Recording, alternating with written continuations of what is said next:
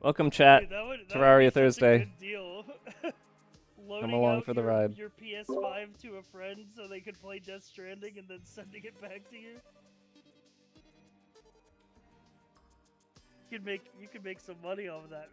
We'll start sales. Yeah, we'll buy a communal PS5. I'll start selling timeshares.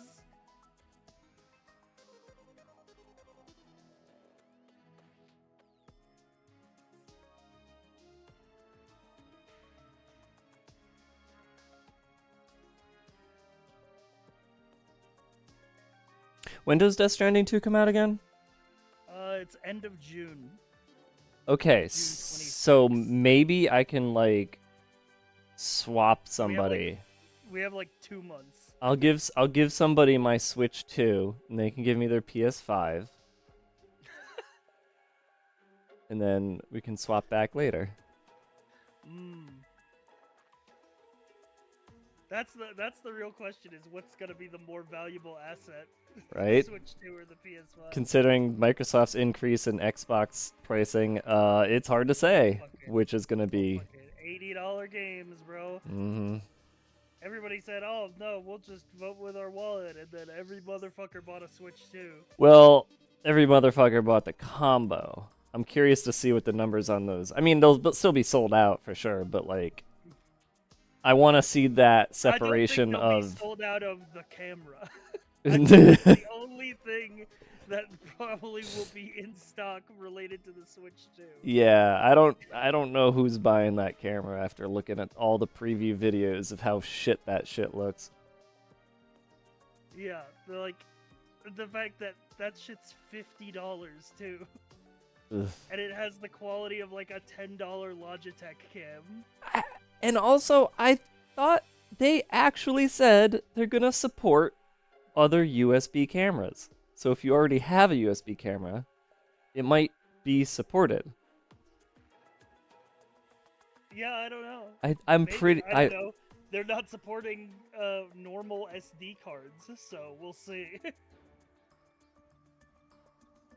Well, that's a part of the whole faster loading thing. Honestly, I understand that particular aspect of it. Yeah, but I can whack any SD card into my Steam Deck and it deals with it. True. It's I can explain, and you don't care, so I'm not gonna explain.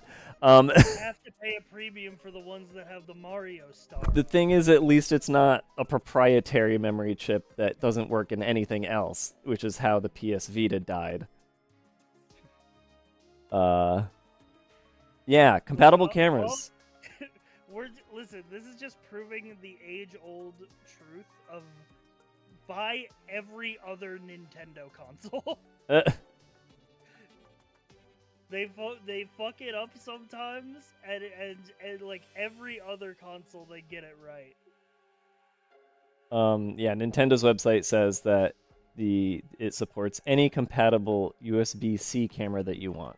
So if you already have a USB webcam, why would you pay Nintendo fucking like you shouldn't. $60 parentheses including tariff for a fucking shitty like 12 FPS webcam if you already have a webcam? Well, it's not 12 FPS because the webcam is shit. It's 12 FPS because they specifically are limiting Nintendo Online. Yeah. I don't know. Like, I don't have a USB-C webcam. My webcam is still USB 2. So maybe USB-C cams that's their price now. I haven't ever looked because I don't care.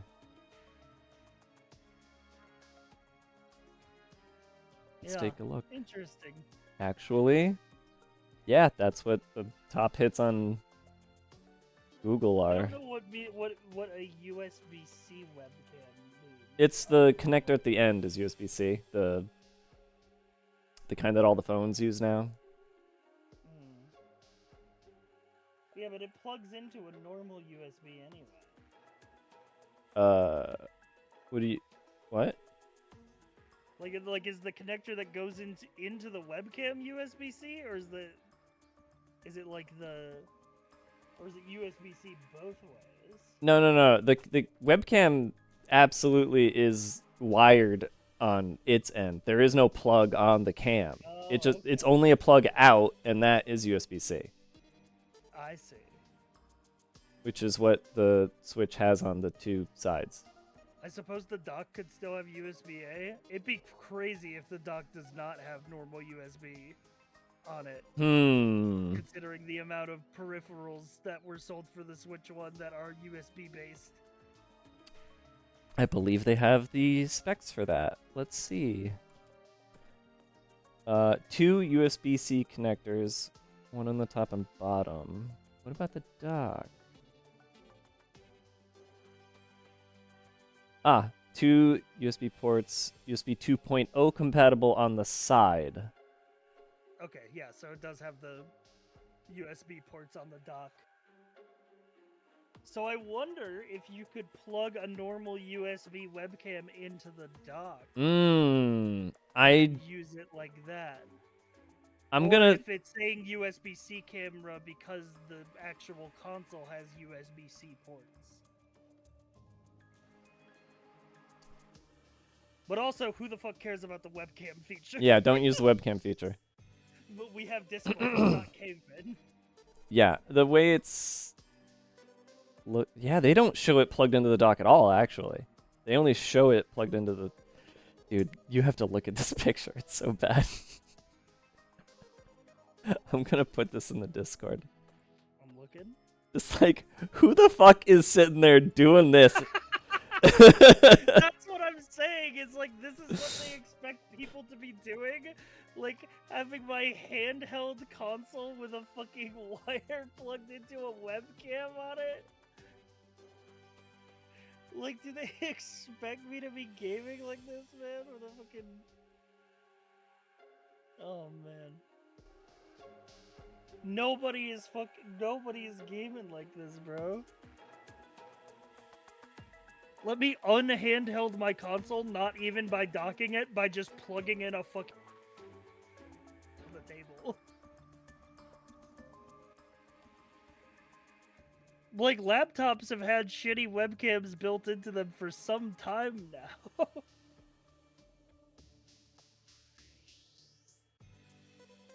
Some Game Boy camera tech. Alright, The Game hopefully Boy that should make him camera was louder. more useful because it was plugged into the cartridge slot, which meant that you could still take the Game Boy somewhere.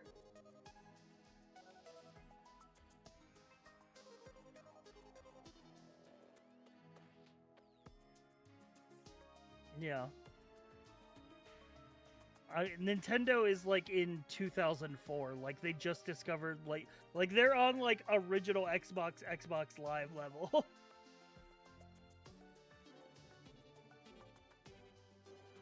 Which is funny because I think I distinctly remember the original Xbox in 2004 coming with a webcam that you put on your TV and plugged into your console.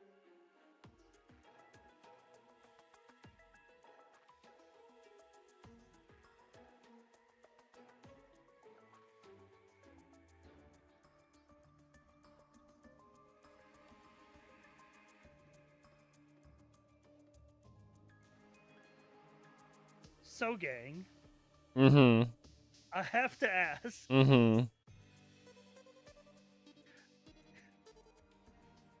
Ice is incapacitated. Yeah. Blair is MIA. Yeah. Lena's never coming back. Right. So it's just you and me. So the thing. Is this a Cy and Dave play Terraria? or what are we doing here? I mean, you said yourself you were gonna play this until everybody was gone, and even beyond that. So that's true. You either stick with that, or we say, well, we want Blair and Ice because they still want to play, they just can't play for whatever reason. We did just start hard mode, which means it would be very hard to do any kind of progression without, like, people missing bosses. Right. Because we do have to go to a boss ASAP to Yeah. like really get the next level. Yeah, exactly. I mean, I can go either way. I think we'll probably. I mean, I'm chilling. I'm enjoying the Alps. Yeah. Uh-huh. But it looks like we're probably gonna reconvene next week. It seems like Okay. that's what it's leaning to. Is there anything we can play together for like just a little short time? I don't know. It's got to be Did you something. see that tavern game that I put in the repo chat? Yes. Yes, I did. There's Cow. I was curious because it had 4-player co-op, but there were 5 people in the repo chat, and I'm like, oh geez. But then I looked, and there's a mod that makes it support up to 8 players. Mm-hmm. So we can play it with that whole group, and we won't have to exclude anybody. Which is like, I felt a bit bad dropping the 4-player co-op game in the group chat with 5 people. Because I'm like, someone's gonna be the last to respond, and I'm gonna feel like an asshole. Well, what that means is you need to either expand it out to 8 or more so that there's more people missing out when they don't get in time, or I mean, you contract it and kick me out. that's true.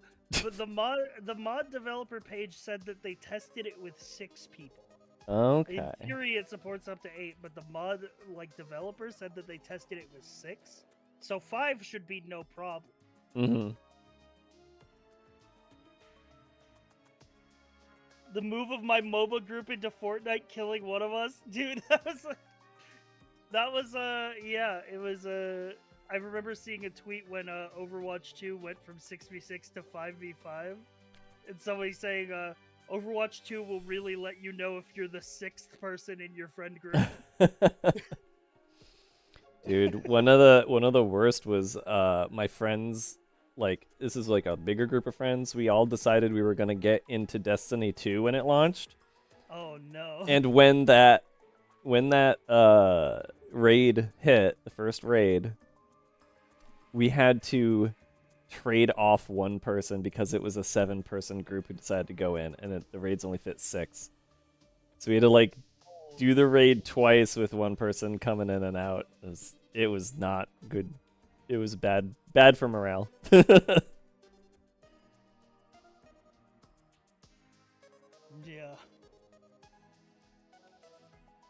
Dude, speaking of MOBAs, I kind of want to go back to Deadlock, but I also want to wait for Deadlock to have more. Mm-hmm. Didn't or they? like to be out fully to a wider audience, because I feel like the people who are playing Deadlock still are like the tryhards. Yes. And I feel like when I enjoyed Deadlock the most is when I could game with my fellow casual gamers. Yeah, it's such a weird thing how games like hold on, I'm gonna exit Terraria because now this is a podcast. Yep. uh it's like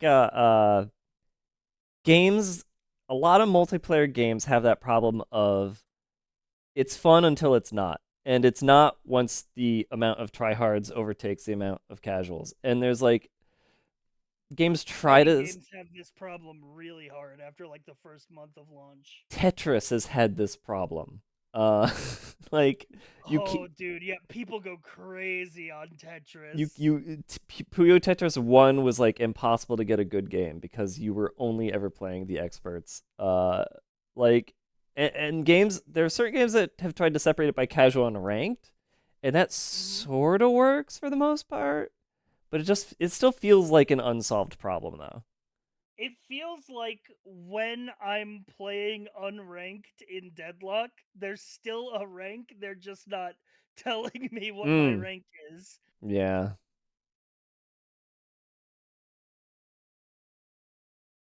There was a great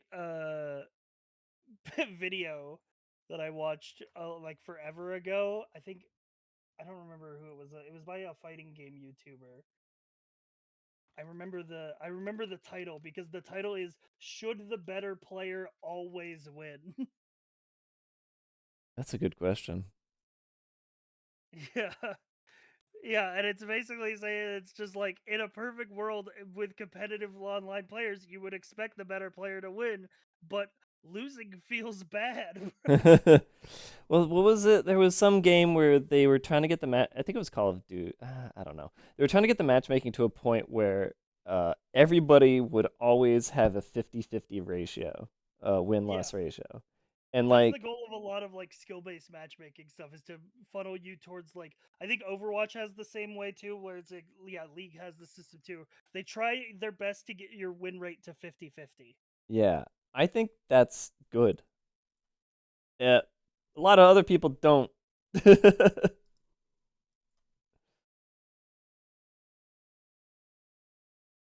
And that certainly also Yeah. asks the question of like, should the better player win? But Yeah, I don't know, man, because it's like I've recently had the rush with Mecha Break coming out and like I need it to fully release because it's like the first time in a while I've actually been good at an online competitive game. Like I grinded to like nearly maximum rank in the beta and I feel like I was winning like 60-70% of matches. mm, And I was like, dude, I'm actually good at a game for once. Hell yeah. and did it make you want to keep playing? It did, bro. It did. Mm. I was obsessed with it. I feel like Someone who works hard can never beat someone who is unemployed. So true. yeah, there is that. Uh, when bots came on the scene in battle royale games via PUBG and Mm. Fortnite, and it was like, wait, does this feel good if I'm just killing bots most of the time? And as a person who's played just enough Fortnite to know when I'm playing against bots and not, yeah, it still feels good. Yeah. Yeah. I I've like when I've streamed Fortnite, I will like do something in the game. I'll like kill like three people, and I'm like, "Yeah, man!" And then someone in chat will be like, "You're playing against bots, bro," and I'm like, "Yeah, and I'm winning." Oh, a W is a W.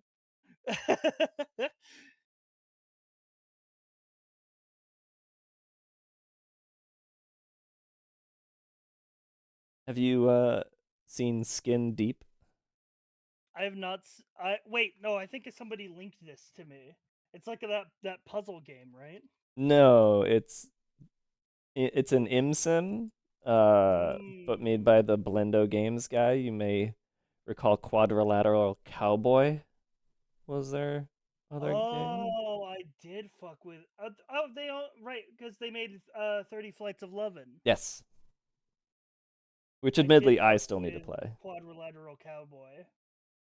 Yeah, so this one is kind of like you probably haven't heard of Cryptarch, but that's what I like to compare it to. But it's like go into a ship and like sneak around, fuck with the Hmm. people on the ship, save cats, and it's Yeah, this was in my. I think somebody put this in my stream suggestions channel.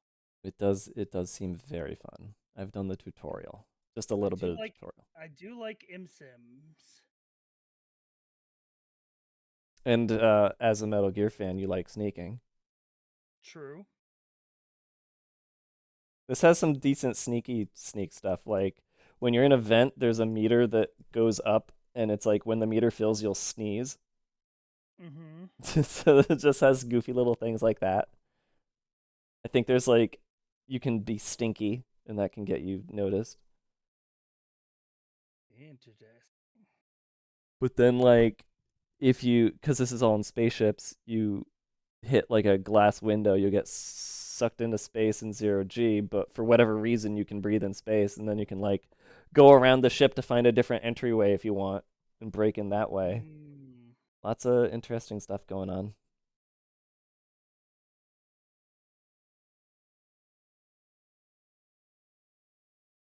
First time I've ever heard a streamer mention Cryptarch. It's a great game. Dave knows some fucking like full obscure ass games, bro. So okay, here's the thing about Cryptark. Okay, there's two of them, the Cryptark 1 and 2, and Uh, before the first game came out, I had in my document of game design ideas, Cryptark is very close to one of them. So as soon as it like revealed itself, I was like, "Oh my goodness, someone actually wanted to make a game like this." Okay. Played it, loved it, didn't play enough of it, but still loved it. Second one came out, and that's when Germa streams it and says, "Hey, doesn't this voice actor sound familiar?" He voiced a character in both Cryptark 1 and 2, and I never even realized it until 2 came out. huh. Yeah.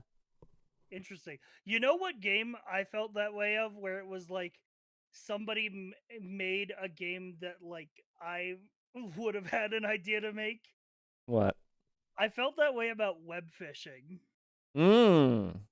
where it was just like as I've had this idea in my mind of like games have become less social, like over time as online gaming has proliferated, and like modern online games, it feels like they don't even want you to think of the enemy players as human. Some of the times they aren't human. Mm-hmm. uh and like web fishing like just reminded me so much of like the early online spaces that I used to inhabit, like old school RuneScape or Adventure Quest worlds or shit like that, where it was just like chat room type games, you know? Where you just hang out in this Yeah, space. exactly. Yeah, the Where hangout game. you hang out and do your little activities in this like shared social like chat room. So gotta reconnect the people. Hideo Kojima, you've done it again. But Hangout yeah, games are the web fishing was one of those games that came out, and I'm like, dude, I feel like somebody felt the same feelings that I was feeling, and then made a game to address it. that is probably exactly how it happened, yeah. With there was like this temporary boom. Yeah, but I enjoyed web fishing so much, like with groups of people in Discord. You know, it was like a little $5 game on Steam. Like everybody had it, and we were just had groups of like 8 to 10 people in Discord, just people dropping in and out. We're like, we're fishing. It was fun, man. It's like there was a little boom of the metaverse when the metaverse was trying to be big and then it failed. Like I want to say on the tail end there were like a few different games that were just like becoming that space where people were just hanging out. I mean, Fortnite, funny enough, is one of those. That's honestly why I still kind of play. Why I, dude, it's crazy for me as a grown ass man still playing Fortnite. But this is also why I went back to Team Fortress 2 like last year, is because it's like I feel like Fortnite just keeps adding goofy fun shit to the game. Yeah, and them and Roblox are basically up against each other now. Yeah. And it's like, dude, this is also why I feel like playing Team Fortress 2 is like Team Fortress 2 I feel like is such a rare like thing, because it's like an online competitive game for sure. Mm. But like I don't feel the same way I do playing it as I do like Deadlock. Mm. Like I play TF2 and I'm having fun even when I'm getting like blasted, you Yeah, know? I it's don't know what the difference is. I feel like it was like designed to be casual. yeah, TF2 is way more chaotic, especially after all of Yeah. the extra stuff that they started adding after launch. So like because of the chaos of just the play and then the chaos of how you can just get stuff randomly, like Mhm. somebody will have the cow puncher, whatever the fuck it's called, and you just never Yep. got it because it just never dropped for you because you just weren't lucky. Like you can't feel like being skilled at TF2 matters anymore because of that. Yeah. So, Well, also it's like I feel like also because the teams are so big, it's like if I feel like if I'm doing really well, right? If I'm like getting a fucking like if I get a fucking 10 kill streak, because there's fucking 24 people on the other team, like there are 14 people where I haven't killed them a single time. Mm-hmm. So it's like Massive teams. I feel like there are times where it's like I can be like carrying the team top of the leaderboard in TF2 and it doesn't feel like a steamroll because it feels more like I don't know, there's like a difference between individual accomplishments and like the team objective. Where it's I feel like I can do very good as an individual and that I can focus on that and I can experience my victories by doing well as an individual, even though it's a team game. Yeah. And nobody's gonna yell at you for doing poorly like in a MOBA or Yeah, Deadlock. exactly. Dude, fucking motherfuckers on Team Fortress 2 picking like the 6th spy on the team. Mm-hmm. and like and nobody cares, man, because it's just I don't know, everybody's just trying to do their own little individual goals of like, oh, I'm going to flank around and backstab the enemy team or I'm going to go soldier and push up mid. Yeah, casual. It feels like in like Overwatch it was more MOBA focused, which means it was more focused on coordinated team pushes, which I think was fun for a while, but it also led into that like competitive mindset of we need a certain composition of heroes and abilities to be able to counter what the enemy's putting out, whereas TF2 feels more just like a sandbox. Mm-hmm. It's from the era of games before matchmaking where everything was on a server, and if you just stayed on a server long enough, you got to know the people there long enough, that Yes, turned it dude. into the little hangout place. My fucking 14-year-old ass was a moderator on a 24/7 2-fort server. They had no reason giving my ass admin privileges other than I was on that motherfucker all the time. Yep, that was me in a CS 1.6 server.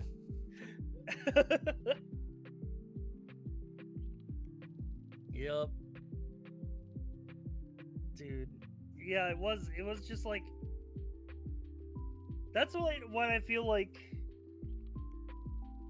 there was like it was like it wasn't just matchmaking. It was like there were like tiny little communities, of like the people who play on this server. I mean, there was a big reason why there was that boycott Call of Duty meme, and it was because they were forcing matchmaking, killing private servers. People knew that private servers had like a vibe to them, and they were losing that because of matchmaking, which was like more or less invented by Bungie and pushed with Halo.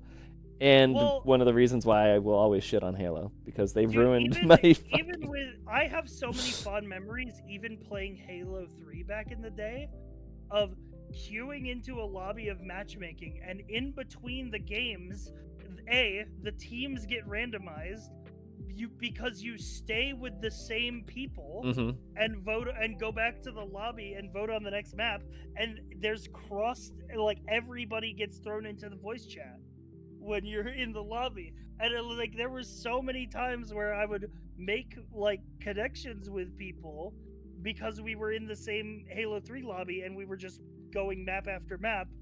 We'd be like, oh, this guy's on my team this time, or like this guy's on that, and then in the lobby, someone would say like, oh, does anyone want to do custom games? Like, add me. And then you just click on their name, like friend request, Xbox Live Party, like, that was like the way I feel like, dude, and I feel like it's so starkly contrasted with Halo Infinite, where it was matchmake, get into a lobby with only the people on your team, play a match, boot back to main menu. Yeah. They lost their way, man.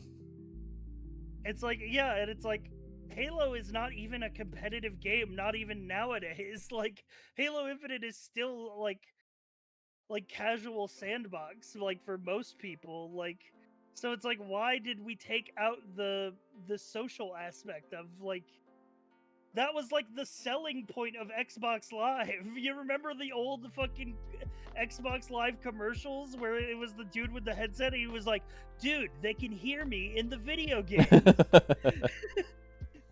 Like, that was a selling point. Yeah. I want to go back and see if they ever fixed Halo Infinite's custom map browser, because that shit was Maybe. so broken at launch, and it's so broken for months. I think it'd be cool to run like Halo 3 custom games. Like Hell yeah. like some old ass maps. I would have assumed that all of them got ported to Infinite at some point. A lot of them got ported to the Master Chief Collection. Oh, right. Right. Do I have that? I feel like I played Halo not Infinite, but I guess not, looking at my list of games. Right, I had Game Pass, so I played it through that. Ah, the Game Pass. Yeah, my three... I'm playing Blueprints on Game Pass right now. My 3 years of ultra cheap bought it with a foreign account Game Pass have finally expired, so I am no longer on Game Pass. But Blueprints is quite good.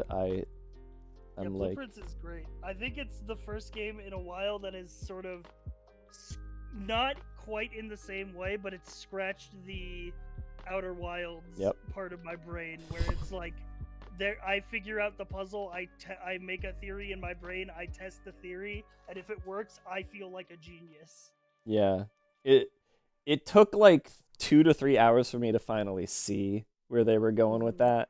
And the more that I play it, the more I see the Outer Wilds comparisons. Dude, it's like I feel like a conspiracy theorist in this damn game, bro. Yeah, I like drawing fucking red tape, like Pepe Sylvia mode on it. It makes me want to play more Shadows of Doubt, which just got a major update 2 days ago. So I'm just like, Yeah, I've not played Shadows of Doubt since launch. Yeah, it's got a whole bunch of updates, and also it's got Twitch integration so that the people inside of the town can be people in your chat. I remember it had the Twitch integration when I played it, but it didn't work. It didn't work. It works now. Nice. Can confirm. Have tried.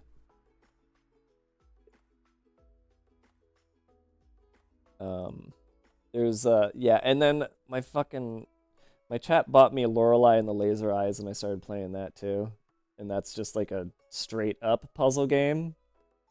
In a similar vein to Blueprints, except in Blueprints you're jotting down notes and you're taking screenshots, and in Lorelei they just do that for you. They put it all in your photographic memory. That was the nice part about like Outer Wilds, was like, even if you didn't really know where to go, the ship log would update for you, and it would say, like, this location, there's more to explore here. Yeah, it at least let you know, like, how much you saw. I feel like Blueprints can get away with it because it's more like, it's less like wide open. Like Outer Wilds is just like, here's an entire solar system, go wherever. Whereas like with Blueprints, it's just like, I go into the house and I'm like, okay, I need to draft these specific rooms so that I can solve this part of the puzzle and like unlock this thing. Yeah. Were people mad at Shadows of Doubt launch? I don't know. I haven't played it much. I don't recall that. Let me check. Like the only how many hours I have. The only anger I had towards that game at launch was just like, one or two of the systems that they introduced in the tutorial wasn't even in the regular game. There were some bugs, like quite a few bugs that could just break your shit. I have 10 hours in Shadows of Doubt. Most of that got fixed though. And everybody's modded the game into hell and back, so you can do crazy stuff. Oh, I didn't even think about mods. Which Skin Deep also has support for, so I'm very excited to see what people do with that game. Ooh. You know what? I looked at the trailer for Skin Deep, and you know what it reminded me of? What? Even though it's a completely different game, have you ever played Void Bastards? Yeah, I love Void Bastards. Yeah, it was very like that reminded me of it when it's like you go into a ship and do a thing. Type of game. Yeah, I which is also what was it called? The Gunpoint guy made it. Hold on, I'm just gonna go through all these links. Heat Signature. Oh, I love Heat Signature. Yeah, it's kind of got Heat Signature vibes too. Really, any game where you're just given space and ships and can go from ship to ship is just, I mean, come on, we're the Star Citizen Yeah. guys, of course. That kind of thing is what we Yeah, like. exactly.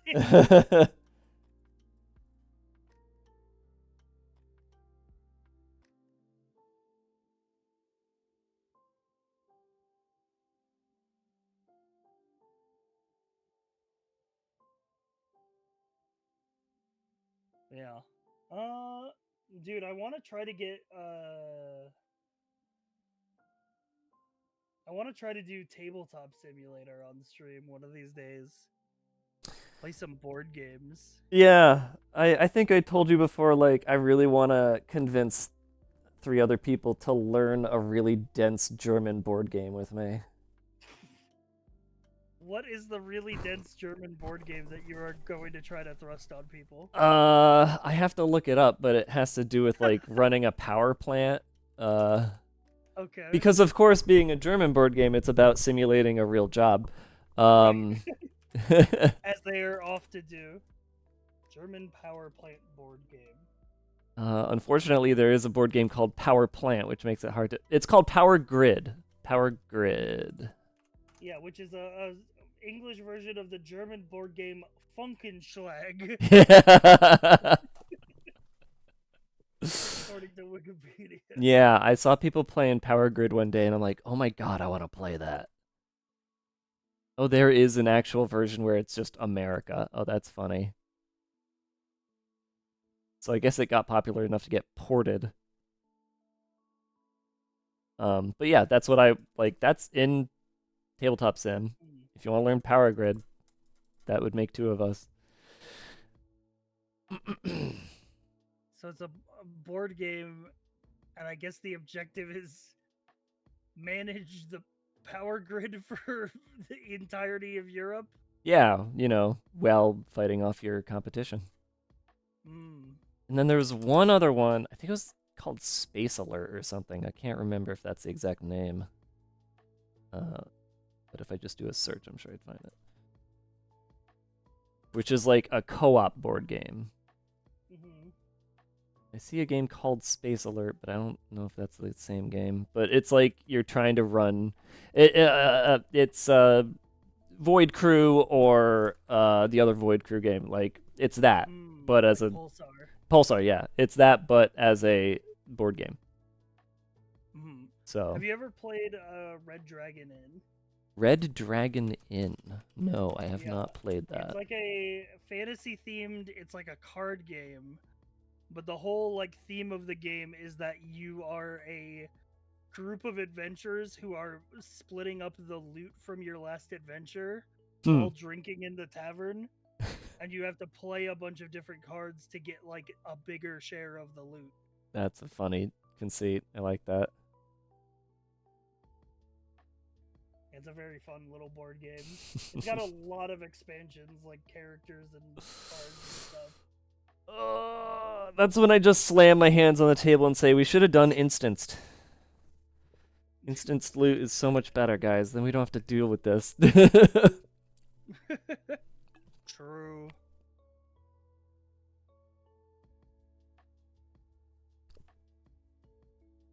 It's apparently a Dune board game that is like pretty old, but people say is good.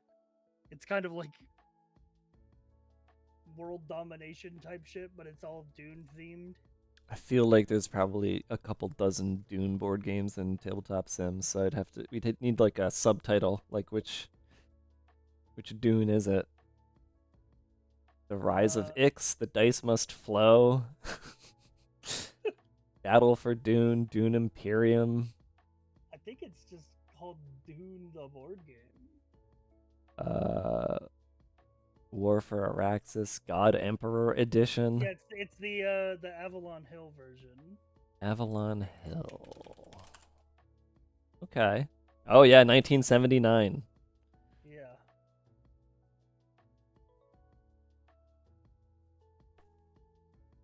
Yeah, just your board game is a picture of the planet. Yeah, it's got a very cool like board design.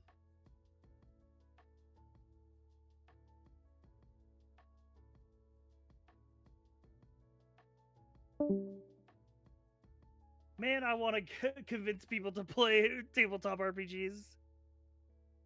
Oh, RPGs. Yeah, that's a harder ask. Yeah, especially the ask is harder when the RPG that I'm asking them to play is not D&D.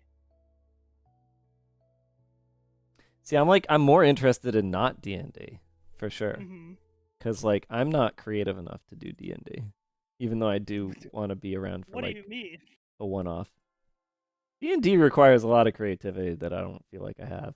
I don't think it does, man. I think people overestimate the amount of creativity that it requires. Maybe I am. I don't know. I've tried multiple times to play it and Mm-hmm. it just never clicked for me. So, I'm Well, so busy like is it like the rules specifically, or is it like the genre of fantasy is I like a different? no, I think it's a me thing. It has nothing to do with the genre, I can tell you that much. It might have to do with the rules, but I do think it's a purely me thing because like I'm just trying to min-max everything and because of that Mm, mindset, I like second guess everything I do and I I don't know. I make it not fun. I think I just make it not fun because I'm just like, I well, what's see. the best thing I can do here? And trying to figure that out then takes me 10 minutes and everybody's waiting for me and I feel like I've I'm being a discovered bother. a new RPG that I want to play. I bought the rulebook just based off like looks and the concept, but I have no idea how to convince a group of people to play this. It's called Slug Blaster. Slug Blaster. Yeah, it is a game where you play as a group of interdimensional skateboarders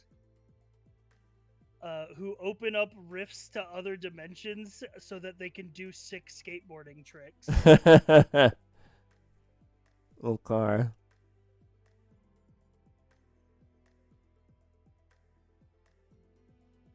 Yeah, I mean it's the vibe and the theme. Like I Mm-hmm. do like space stuff more than fantasy stuff, but I don't really care. At the end of the day, it's about the gameplay itself that I care about.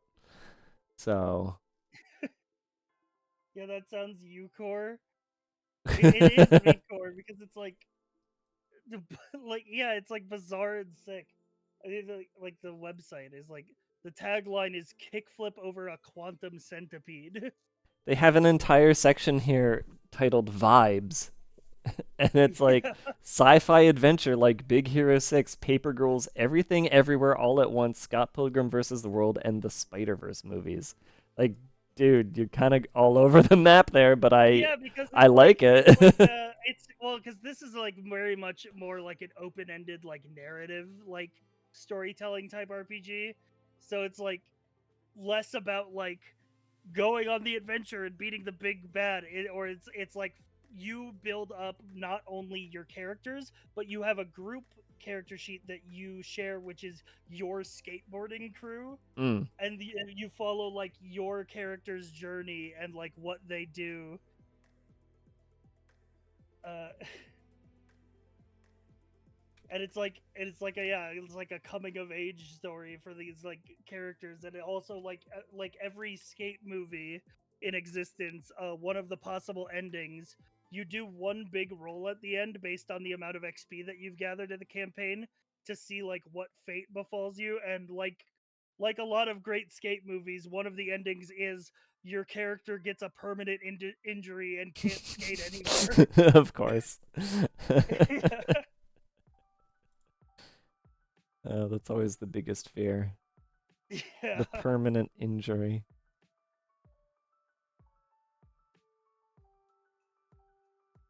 Yeah. Rolled a zero, ended up in a wheelchair. There's so many RPGs that I would want to play. I want to play like Blades in the Dark, which is like very like Dishonored inspired. Like you play as like thieves in like this dark industrial gothic city. And there's like different factions and stuff. Like there's so many good RPGs out there. There's a new fantasy RPG that I want to try other than Dungeons and Dragons, which is called Draw Steel. And it's all about like tactical cinematic combat. Yeah, DMing Blades in the Dark is a lot because you have to manage like when I DM'd Blades in the Dark, I did a whole basically separate session like between sessions where it was just me and I figured out like went through every faction and it was like here's how this faction makes moves like in coordination to the players. But it's very cool as a result because then the players get the experience of like the city that they're in feels like alive and moving because every time that they finish a job like every faction that is connected to theirs makes like a different move.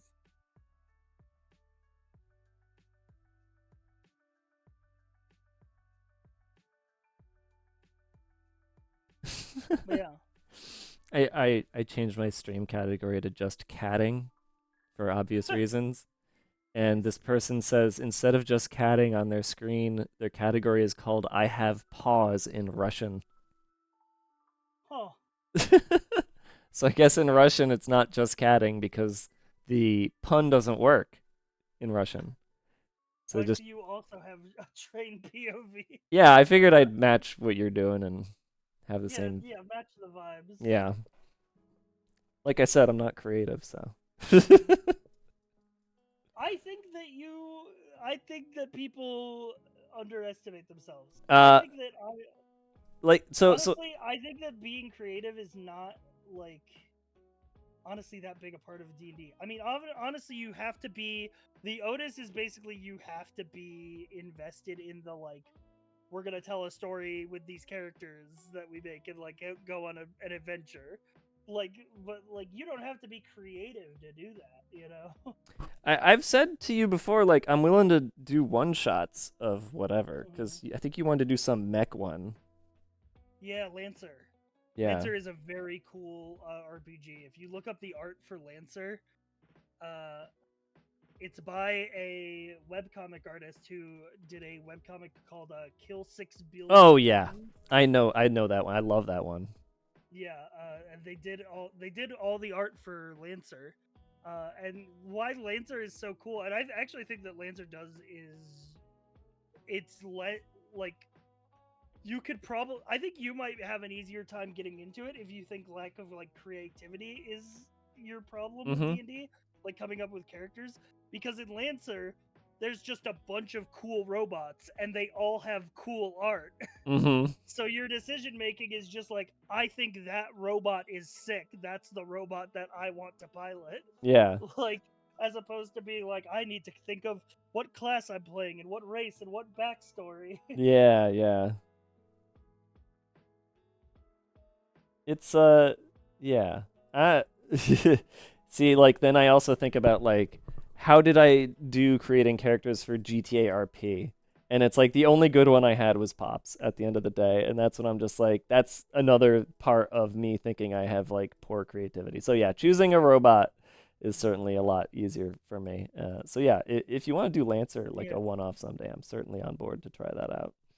I mean, not a. I mean, maybe a one-off, but it could be like a 4 session maximum type campaign. There is Mm. an intro like module for Lancer that's meant to be like an intro to the whole system and like teach you the game.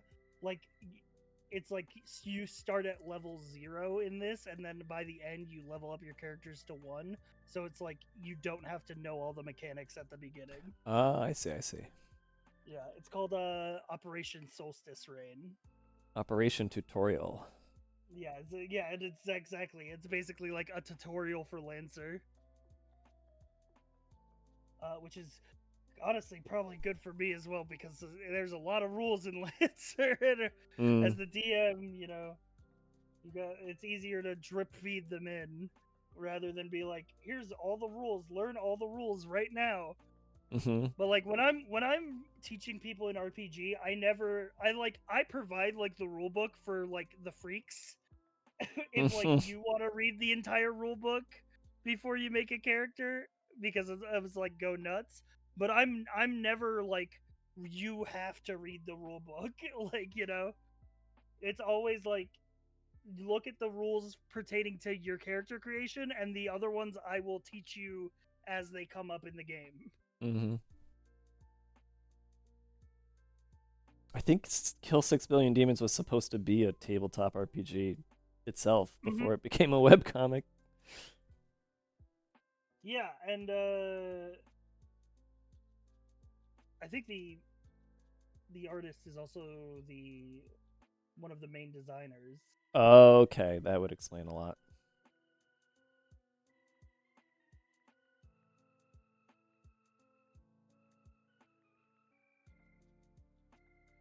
Damn, this was like a Kickstarter, made almost $500,000. Yeah, a lot of tabletop RPGs actually start on Kickstarter. Ah.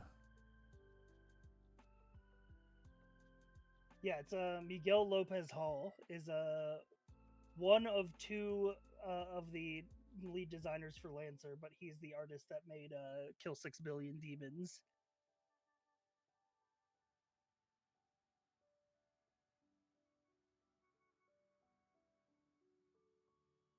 One thing that's also really cool about Lancer is that they have a built-in like character builder like online tool, which is very nice. They have it. It's called CompCon, which in Lancer lore is your computer companion.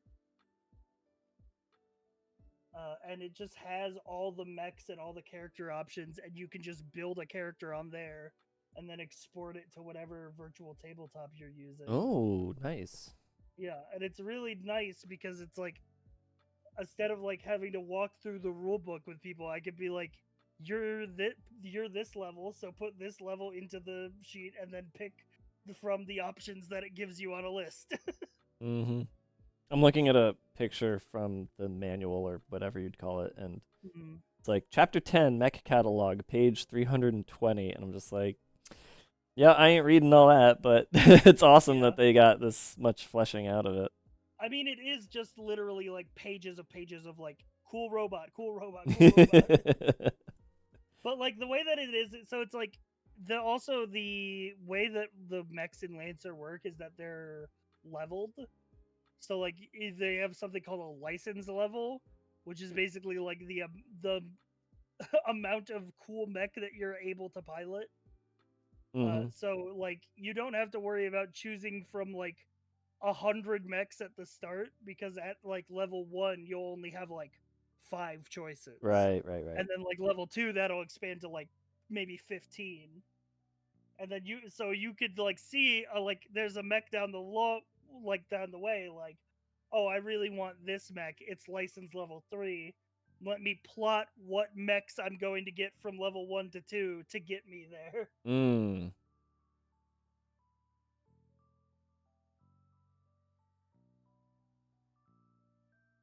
Yeah.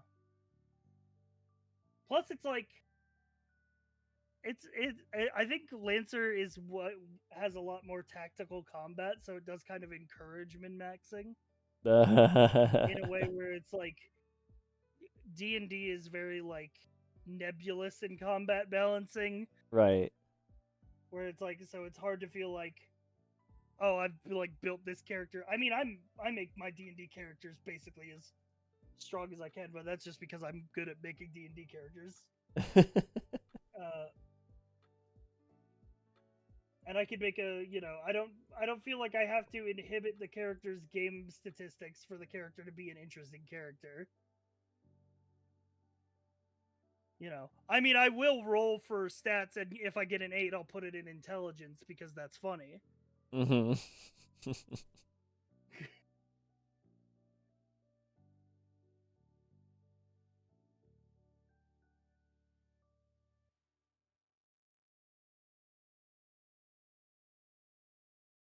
Yeah, you have Hexblade, which is so strong that nearly every min-maxer puts 1 level into it. Yeah, it's just 5e is not balanced that way. Yeah, Lancer is a setting where your mech's computer can bend time, and that isn't the most overpowered thing going on. Oh, that's like there's like an ability that your mech can use that's like basically rewind, and it's like you record where you are at the start of the turn and what health you're at, and then you can activate that on a future turn, and your mech goes back in time to that point and like restores your health to where it was at that turn. Yeah, it just reminds me of that game I was trying to get you to play that I can't remember the name of. That's a tactical mech combat, but like part like real time, part not real time, because you like stop and tell it what moves you want to do, and it tells you like how you allocate those moves against the timeline. It's like a timeline editor XCOM mech. Was that It's a crazy. Phantom Brigade? Yes, I have that on my wish list. Yeah, that sort of feels like time control kind of stuff, and the way that you upgrade to mechs and stuff feels very much sounds like Lancer. So Lancer also has like, because it's by the artist who did that crazy webcomic, it has an insane universe with like crazy lore. yeah, unsurprising. And it's like every mech has like a manufacturer, which is part of a different faction, and it's like stuff like that. So it's like it does a fun like thing, I think, which is like even if you are like a min-maxer and you pick like the options that you pick because they give you like the best in-game statistics that you want for your build, like you are still narratively hooked into like the setting because like your mech is by Harrison Armory, and it's like your pilot class comes from like this part of the Union, you know, like. Mm-hmm.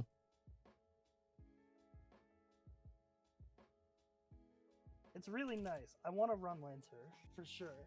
That's on my list of tabletop RPGs to run.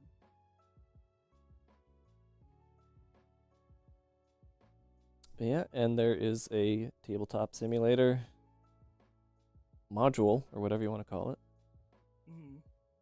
You can run it. Yeah, I through have it all that. set up on Foundry, which is the virtual tabletop that I use for RPGs.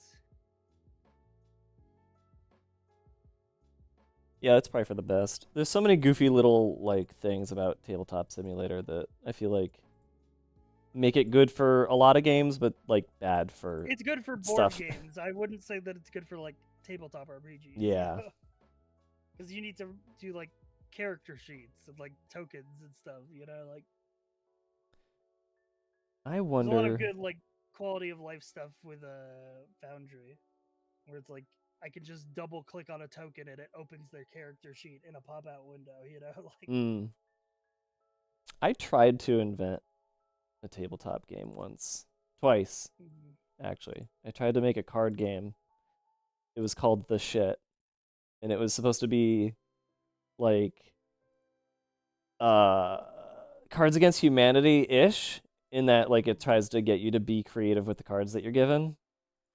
And it was like a boasting simulator. Like you were trying to use different classes of cards to make the biggest boast and say that you're the shit, which is why it was called that.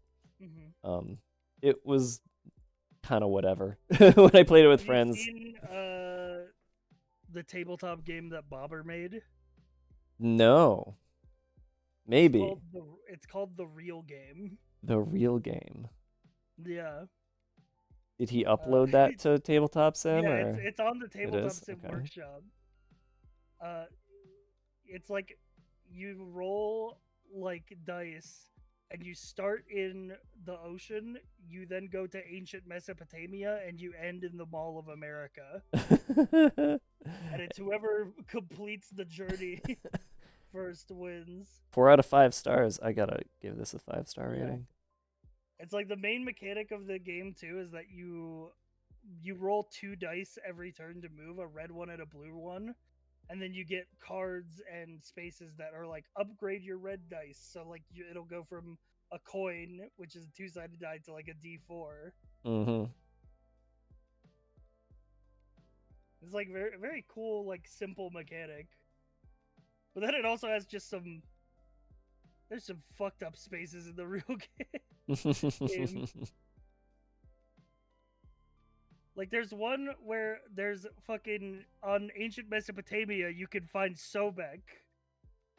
And he's just chilling, and it's like you level up your lower dice to match your higher dice. They're like, oh, that's cool. And then when you get to the Mall of America, there's a fucking space where it's like, oh, you found the Jordans that Sobek was looking for. Go all the way back to Mesopotamia to give Sobek his Jordans. Very complicated chutes and ladders. Yeah, exactly.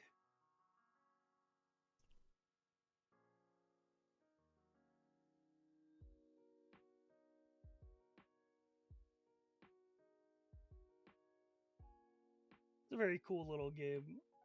I'd love to make a board game like that. I feel like Bobber had the edge of like being an artist. Oh yeah, being able to draw. that always gives you an edge. Mm-hmm. I think I'm trying to. Oh yeah, okay. The other game I made, which was supposed to be sort of like a really really loose D&D, was called Dungeon Bound. I think I was more proud of the name than anything else. Did that ever exist? Bound? No. Okay, so I still got that name. The name's still there. The hook was creativity through tricks. Tricks are meant to keep things interesting, creative. Something both the players and the DM are supposed to do. Man, I wrote this whole rule set. I forgot I did this. I like found my Google Doc about this. Holy. Yeah, I should read through this. I'll just give it to you. You can tell me how shit it is. I don't know. It's yeah, I mean, I'm down to look at it. It's weird seeing that I did something like this and I just forgot.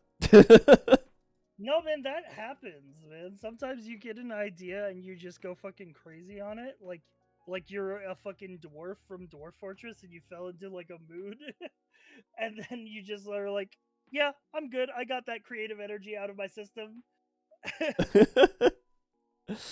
Oh man, I'm looking at this further and I'm embarrassed.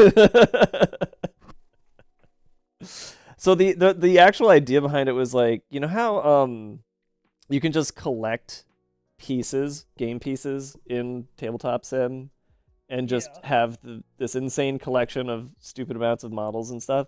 I wanted the game to be a combination of Darkest Dungeoneering. So like how it's like a simple grid and you move from room to room and you're trying to like do that dungeon crawl thing with the ability to put all of those models that you've collected throughout Tabletop Simulator, put them all into one bag, shake the bag, and pull a model out, and have to like riff off of what model you pulled out. I see. Yeah. So there are like all the little 3D models that have been uploaded to Tabletop Simulator. You could just grab a random collection of them and then make that into like deck, you could make it into a curated collection, but the idea was you didn't even do that. You just straight up had to explain why in this dungeon that you're crawling through, you fought a goblin and then a mech and then a character from World of Warcraft, and then you like, you know, come up with these reasons why you're seeing all these things from across the landscape of model creation, I guess. I was thinking of something like that because I was brainstorming for eventually I want to do an idea that I've had for a while, which is just Twitch chat plays D&D. And then I was brainstorming ideas one night. I was like, what if chat was just like whispering ideas in my ear and I as the DM had to make them happen? Chaotic. The most chaotic god. The god who listens to that chat. That would be fucking crazy. Yeah, you're like the fucking worm tongue, the evil advisor to the king.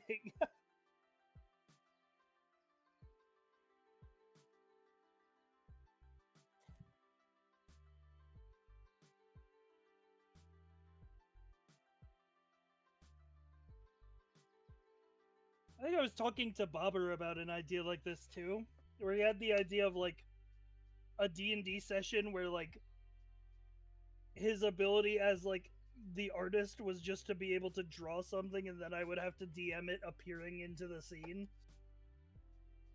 as just like an improv exercise. Yeah. Yeah, I think that's yeah. I kind of love the improv exercise idea because that's what I need. I need to exercise my improv. Yeah, just like being able to throw a wrench into any scenario is like the make and have to make it make sense is like very good for straining your improv genes. Well, now you got me looking at this document, and I'm thinking I want to like rewrite it a little bit, and then I can give it to you, and you can be like, "All right, well, this is never gonna happen, but cute," or maybe it'll jog something in your brain. Who knows? I'm always down, dude. I also, dude, I had a fucked up idea the other day, and I might make it real. Mm-hmm. I was just spitballing ideas with chat, and they were like, "You should invite your friends to do nightmare trivia." I don't know. We had to describe like what nightmare trivia was, and then it basically comes down to like a version of Jeopardy, but the like categories are like shit only I would know the answer to. It night, but like that's less of a nightmare and just like bad. Yeah, Like, I had to make it funny. it's just bad trivia. Yeah, just like fucked up trivia questions, man. I think one of the ones we brainstormed, we did this for like 40 minutes where it was just like you show a silhouette of a Gundam and it's like, what Gundam is this? And it's like, bro, this would be fucking hellish to subject someone to who did not have my exact brain worms. Yeah, it would end up being kind of comical in a sort of like In a what Stanford prison experiment type of way. in like it's a reverse this is your life. You're telling other people this was my life, but through trivia. Yeah.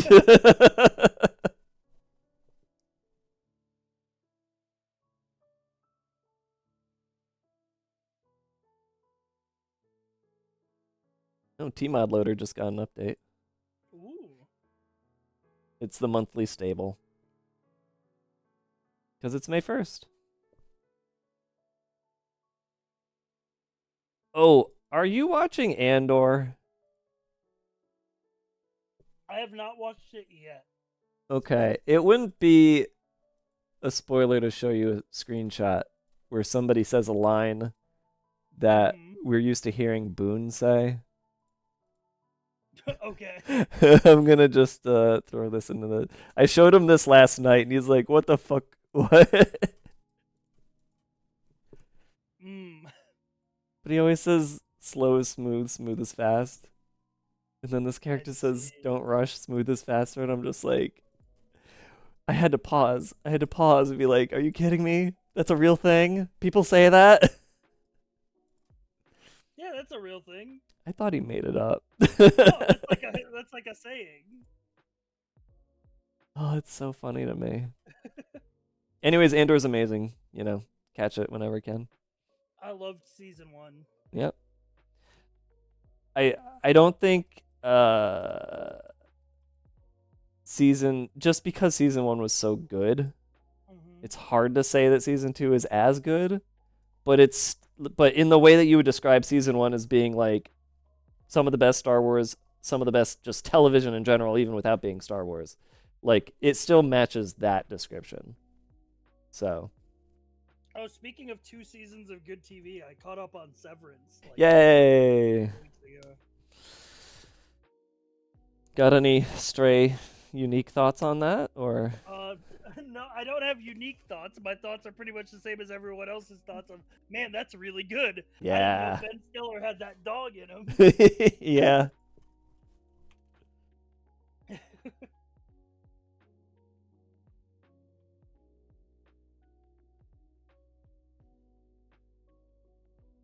Silhouette of a Pokemon. What Gundam would this Pokemon pilot? There's an idea.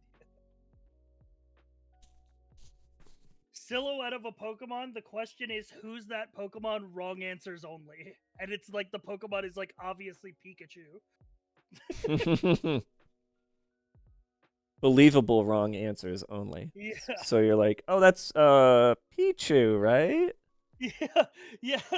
The category would be most believable wrong answer. Yeah. Isn't that If you just say the right answer, you lose points. that? It's like an alternative version of dictionary, right? Oh yeah. Most convincing lie. Yeah, Those are kind always of. fun. Dude, there is like that. I think there's a Jackbox game that does that as well, where it's like Oh yeah. it's not like the normal like Jackbox games where you're just trying to like get people to vote for your answer, but Right. you're trying to like tell a lie that is plausible enough to where people don't select it, and you like sneak through.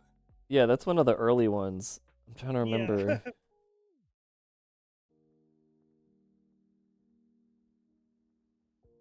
There's no way to like look at what games are inside of a Jackbox when you're on Split the Room. I think that's the one.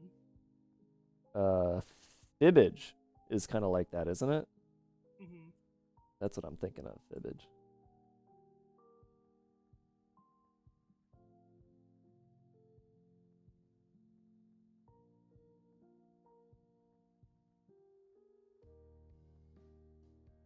The Jackbox I think getting people together for Jackbox would be fun. The Mega Picker is out. Ooh. Awesome. Now you don't have to figure out which Jackbox to launch. You just launch the Mega Picker. That only took over 10 years, right?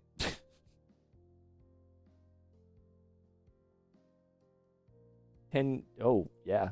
Just over 10 years. I don't even know what that is.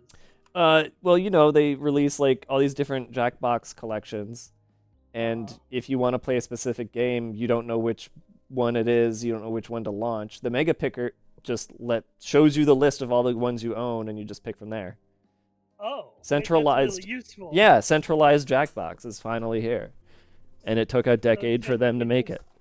What, like syncs with your Steam library or whatever, and just shows you all the Jackbox games you own? I assume.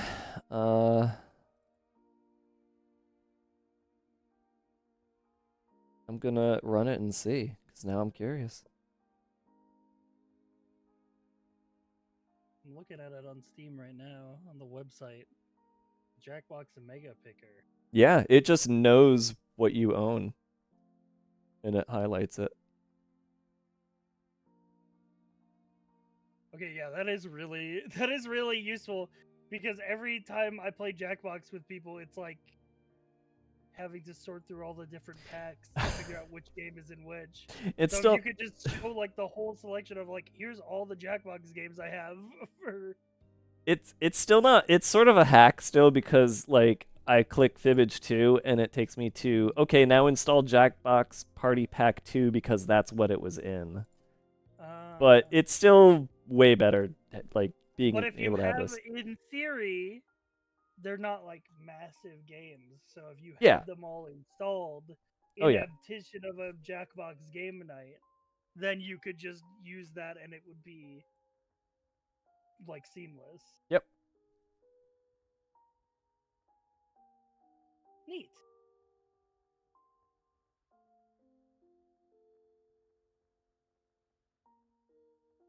That is a neat bit of software. That is crazy that is just coming out now.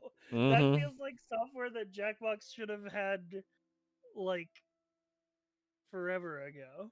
I think right around Jackbox 4 or 5 is when it really should have happened, because that's when you know that you're successful at making this series of games and you're going to keep making more.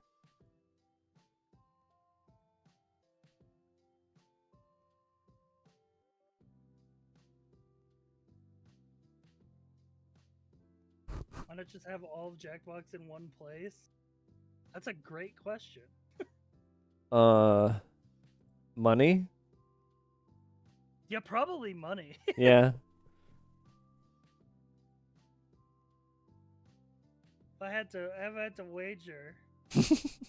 Money would be a safe wager. Also, they like sometimes there's a long time between when they come out.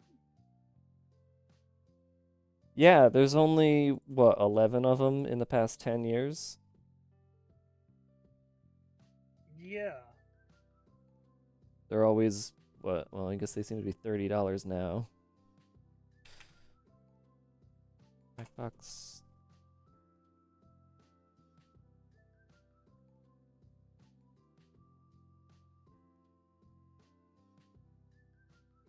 Oh, they're doing like different kinds of packs. There's a Jackbox Party Starter, which has 3 specific It was like games. 2014, 2015, 16, 17, 18. Yeah, so it's like one Jackbox party pack comes out a year.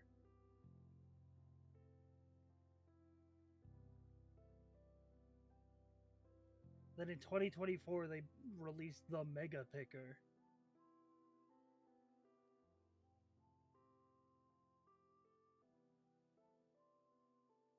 Well, I heard David's I'm trapped between dimensions. We're just on a train.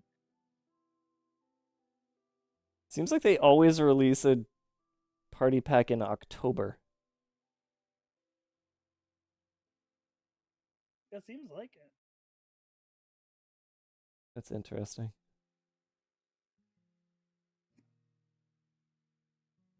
I remember playing You Don't Know Jack online on the Jellyvision website. Holy. That was the original. That's crazy. They would like, I think they would like put them out weekly. Like they would record and make new questions weekly for that. You didn't even have to pay to play it. That trivia grind for like 10 years. The best one, which never came back and it makes me sad, I think it was called Acrophobia. And it had like awesome music. And it was about making acronyms. So like they would give you a word and you'd have to make an acronym from that word, and then everybody would vote on their favorite. But the thing that always stuck with me was how cool the music of it was. It was very fun, but that music, it's haunting. Those Jellyvision developers were always had a really good composer on hand. Interesting. I mean, when you think about like how good the music in TKO is, right? Yeah, some Jackbox games have crazy music for like no reason. Yeah. I don't know if it's the same person, but they've always been pretty good about hiring that kind of talent. Mm-hmm.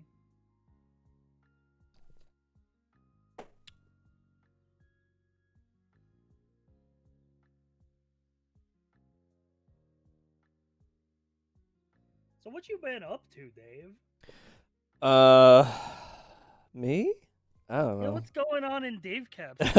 Don't I think I've had like this problem for like the past month where I was like, anytime anybody asks me that kind of a question, other than saying I got COVID, I don't really have an answer. I don't. It hasn't been much. I mean, you don't got anything cooking? Okay. I do have one thing cooking, which is I'm just straight up gonna be advertising Incredimarble during Joe's D&D session. Like, as in, like, I bought the spot. I bought the ad spot for. What, you bought an ad spot in Joe Fudge's D&D campaign? Yeah, I've never actually paid for advertising, and I was like, you know what? This is gonna support Joe. I think he deserves some support, and also I'm curious, like, how would that do? How much did that run you?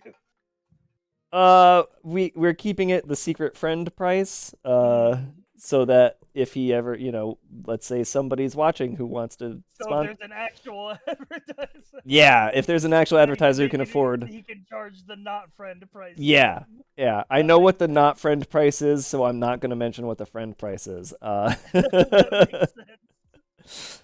But it's only so that I'm curious to see how that turns out, if anything comes of it in terms of like bump in sales. I added in the code pinball piece, so you can have a pinball flipper.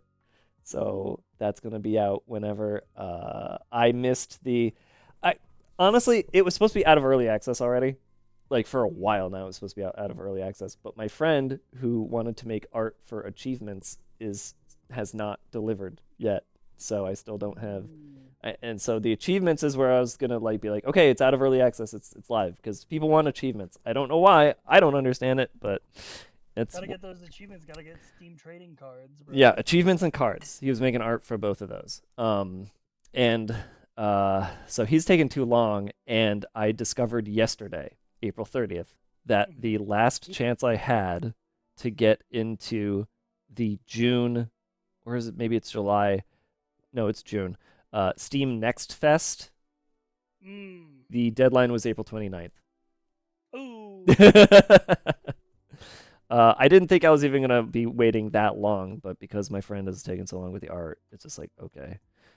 So yeah, and it's like Next Fest is like so. I feel like that's that in. I feel like Steam has done so much for like small indie games through like just Next Fest, yeah, where it's like that's like free marketing. yeah, Just having a demo or like a game out of early access during a Steam Next Fest will just get you players because there will be like I like even me as a streamer when there's a Steam Next Fest on, I'll be like easy content, let's try a bunch of demos. yeah, exactly. I still need to make a demo is the thing. Like I had a really old demo, but I don't even know if I have those files anymore. So I need to make a new demo. So that's between making a new demo and waiting for my friend to do art. That's what's holding off making that shit just live. But yeah. And then Incredimarble 2. No. Incredimarble 2 Dungeon Bound. No, there was actually so I started work on another game that like I wanted to sort of play into the whole thing that a lot of good games have been doing lately, which is the oh, you think this is the game 30 minutes in? Actually, there's more here. And then, oh, you think this is the game 90 minutes in? Actually, you have this next. Twist maxing. I mean, it's not a twist. It's more of like a what's subverting my expectations type beat. Content unveiling. Is I guess something you could call He's it. on Stanley Parable 2 mode. And the idea, I've had it for a while. It actually came from when you played a game, and it was the first time I saw it, which was that one where like you're a little turret at the bottom of the screen, and then when you go down, you're like digging around and collecting stuff, and then upgrading your turret. Oh, Dome Keeper. Yeah, Dome Keeper. And then somebody tried to do a spin-off of Dome Keeper, which was something where you're on a wall. Wall World. World. And I was like, okay, I could come up with an idea that kind of takes what makes those games fun and then expands upon it into 3 other genres. also for the record, Dome Keeper mogs Wall World. Yes. That is I do understand that 100%. But Wall World came second, but Dome Keeper was just I don't know. It was way more enjoyable. It's better and it came first. Yeah. But yeah. So like I was thinking I'd do something. What if you were on the ceiling? Something that's like it's hard to describe, but I'll just say like it's a It would be a combination of Dome Keeper, a simplified version of Factorio, a simplified version of SimCity, and then your ass loves Factorio. And then I forget what the 4th genre would be. I don't think I came up with the 4th genre, but there would be a 4th genre also. So Dome Keeper, Factory, City Builder. Yeah. What's the 4th? It could just be like plain simple cookie clicker, or it could be something a little more. I know Dave Cap loves his idle games, bro. Yeah, I mean it's a Skinner box. A little bit of Norps in there. Yeah, I like Norps. The chat loved Norps, bro. I played it like one time.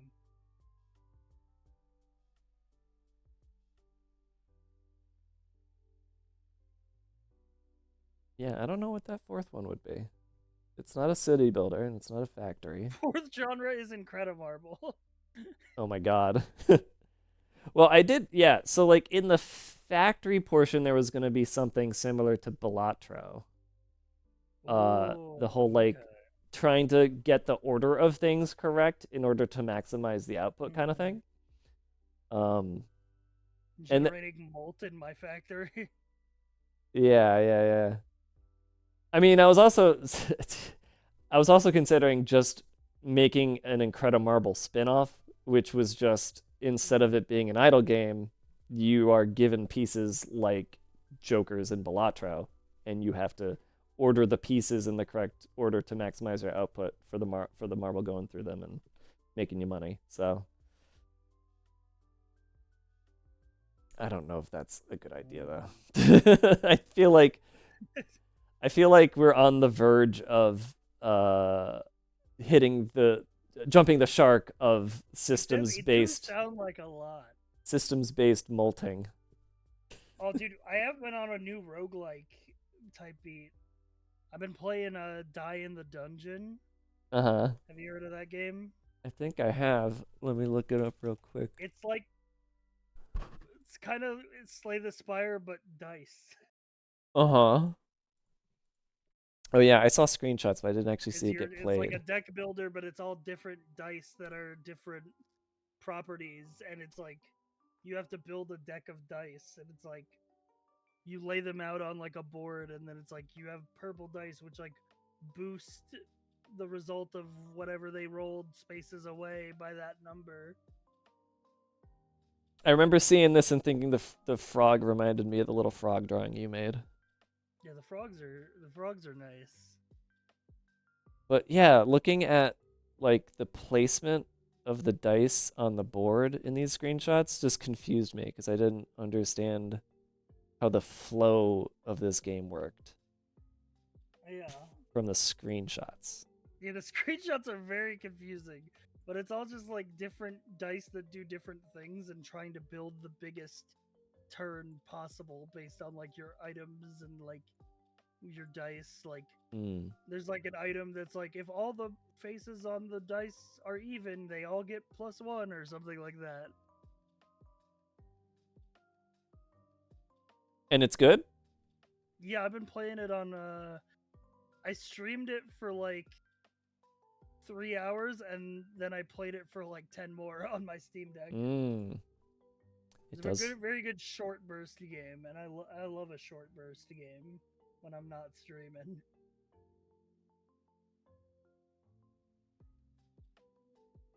Terrible screenshots, but also nothing else to really screenshot in that game. Yeah, that's the thing. It's because it is really just that combat and then a Slay the Spire type map.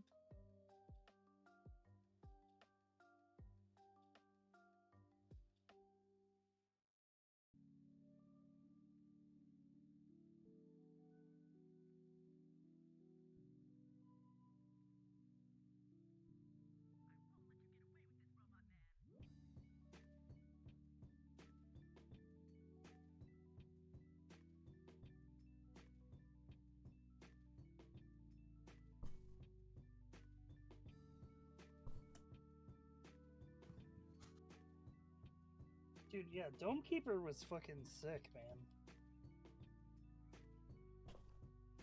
Is that getting like updates or DLCs? I don't know. I have not played it in some time. Oh, they added mod support. Ah. Okay. They had like a game jam in February. Oh, I see, yeah. You know what was the best part about Domekeeper? It's carrying like a million items behind your character. Mm-hmm. That was like the best part because it's like you would dig down these little like tile-based caves, and then you could like grab on to like tether the items to you with your little jetpack, and it was like they had like actual weight, so like they would weigh you down. and it was like just trying to carry the maximum amount that you could. Yeah. And then you have upgrades like the elevator. We love transporting.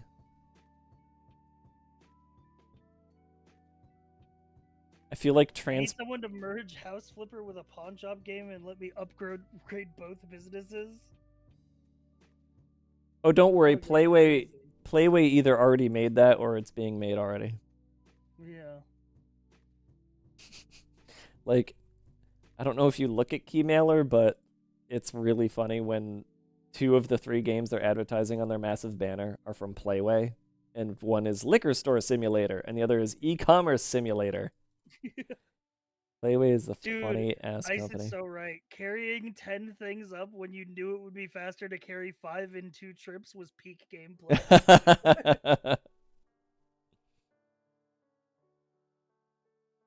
Telling you, transportation is like just another version of real carry all the groceries type energy. Humans just love to do it. Humans love carrying shit. As much as we love digging a hole. Dude, oh my god. I was thinking about the trains. We should play fucking Open TTD, bro. Dude, don't even get me started on that. I will be there every day you play that. Like that was something me and my old friend group used to do a lot. We used to play Open TTD. I've only played it like twice, but every time I do, it's like a whole rabbit hole of like, I gotta build trains everywhere. I go nuts for that game. That's why Transportation Tycoon. Open TTD, for if you don't know, is an open source port of Transport Tycoon Deluxe, which you can play for free and online. Like Transport Fever 1 and 2 were sort of like the modern version of it. But there's something about that old Roller Coaster Tycoon graphics, you just can't match it.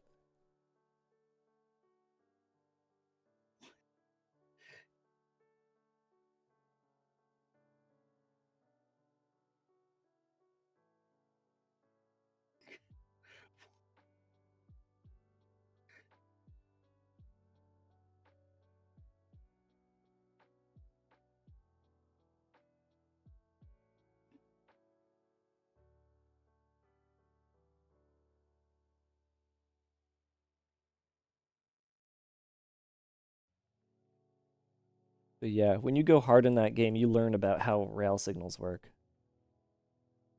That's what made Factorio easier for me, was because I already knew how rail signals worked from OpenTTD.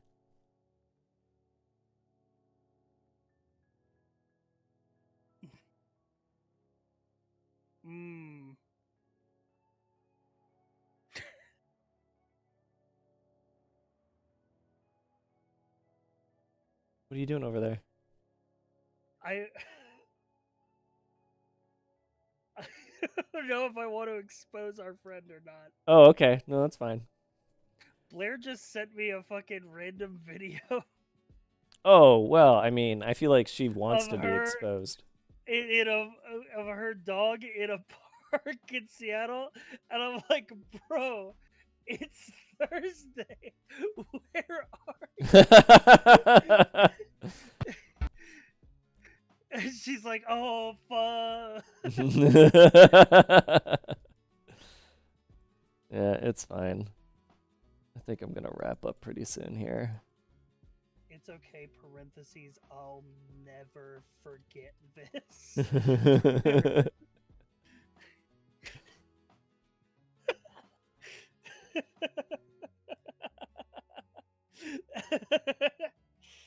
Yeah, I think we're good to wrap up.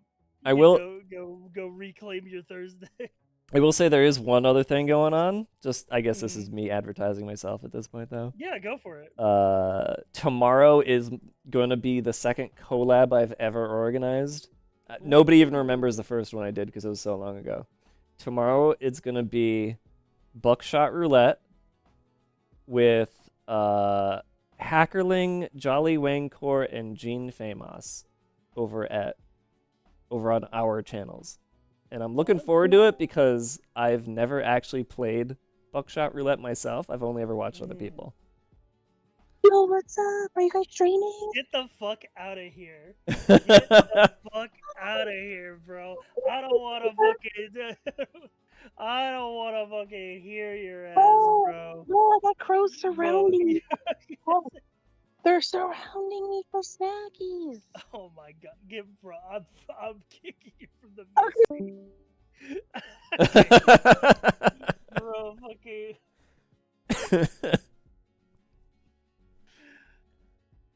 But yeah, that sounds nice. Dude, I need to organize more collabs. I need to get over my fear of messaging my friends. But I've Yeah, liked man. the repo collabs have been nice. And I want to get that tavern game going. Probably next week. I'll probably message people asking when their availability is. All right.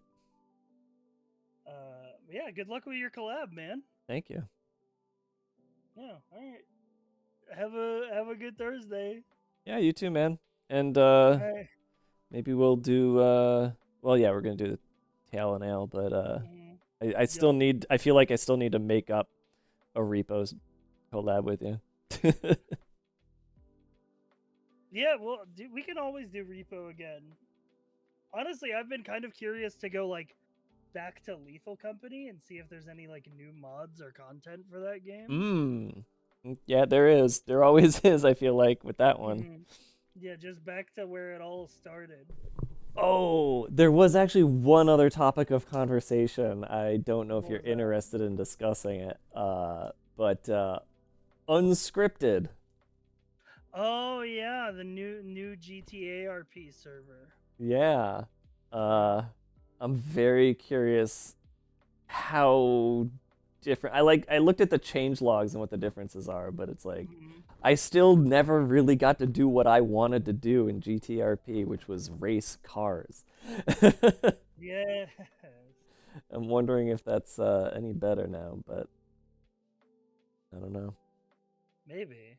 But just in case, if you weren't in the know, your character is transferred, so you don't have to recreate. Yeah, they said that everything would cover over.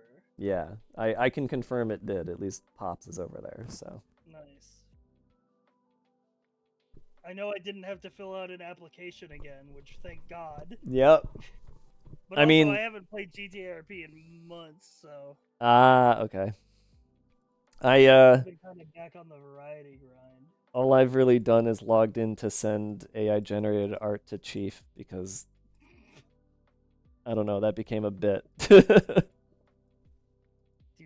the way Chief plays that game is different than any other GTRP streamer. It's true. Also, did you see that he was mentioned in?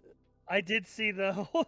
Yeah. I can't believe that statue ruined the server. Purple was killed by Chief's statue. That whole situation is crazy, bro. Yeah, it's funny. It makes me glad I don't. It's very funny, but it also gives me PTSD of people playing pretend in the video game way too seriously.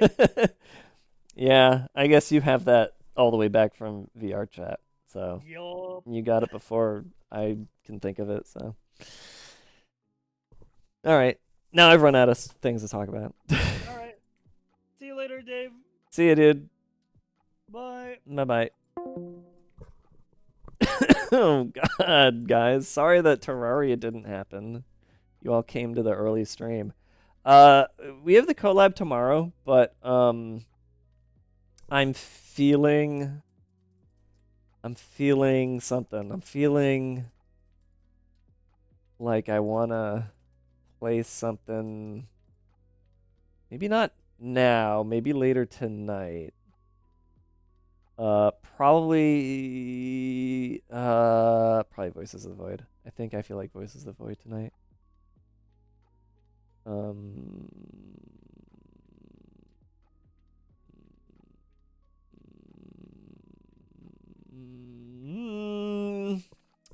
I don't know. Also, that Skin Deep game is really good. But I don't know if I'm gonna. I'm probably not gonna stream that. Yeah, I don't know. There's like a dozen different things I want to play right now. Actually, at the same time, I feel like either people are gonna come here expecting Terraria, or they're not gonna come in at all. So, what else is going on? Let me see. Let me look at who's Hackers at hour 6 and she's addicted to RimWorld. Maybe I just throw you guys over to Hacker. You watch her do some RimWorld, and then later tonight, I'll start the stream back up with either RimWorld or Voices of the Void. It's whatever I'm feeling. I don't know. But admittedly, at this time of day, I mean, this is not when I usually stream. Admittedly, I don't feel like streaming. Like, I mean, when I do like a collab, right? I almost never really act like the usual streamer I am, I feel like. So I don't feel like I'm streaming. I feel like I'm just playing a game with friends and you're here to watch is when I do the collab stuff. So, yeah, I'll start up later tonight. I don't think anything's gonna stop me. I feel like streaming tonight. I'll probably do Voice of the Void. Unless something about RimWorld bites my ass. And if I don't, sorry, but I probably will. Okay, let me throw you over to Hacker. Wait, hold on. I have to make sure Sai's not gonna raid me. I'll be back tomorrow. I'll be back tomorrow, and we will have a actual stream. Sorry for the lack of content today. Maybe I'll throw. Maybe I'll wait. If he raids me, I'll throw the whole raid over at Hacker. That's what I'm gonna do. I'm gonna bounce everybody.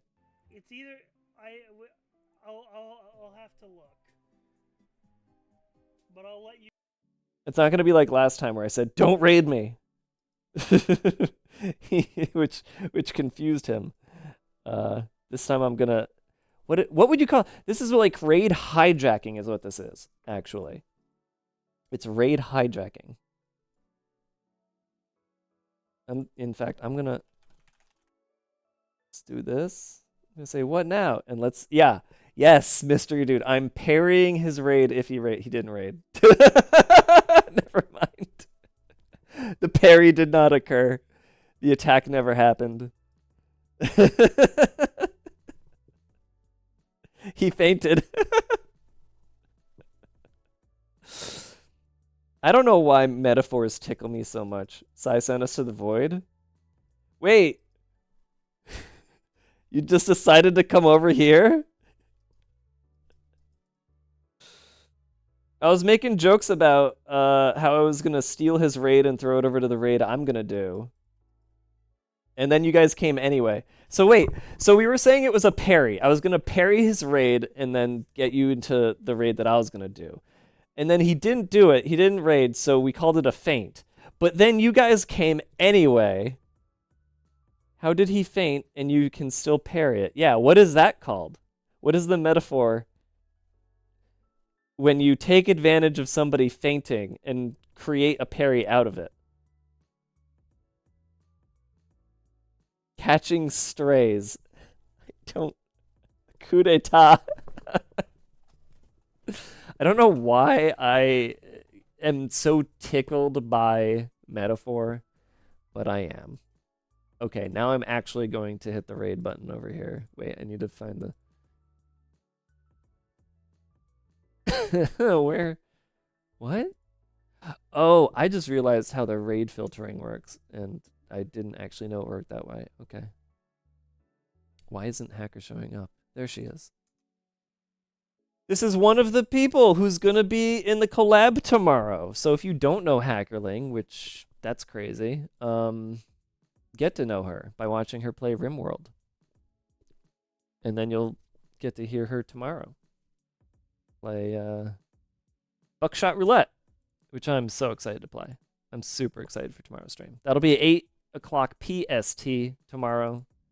Collab Buckshot Roulette with Hackerling, Jolly Wangcore, and Gene Famous, aka Jets. So please show up for that. say hello to Hacker for me and enjoy RimWorld. And if you came out today, thanks so much for coming out.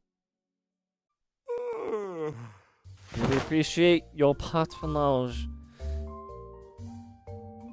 And maybe I'll see you tonight, because I think I'm going to stream tonight. So, like, stick around. I don't know why I'm raiding when I need you guys to be here tonight, but whatever. I'll expect you all tonight. All of you. Yes, even you. Okay? So I'll see you later.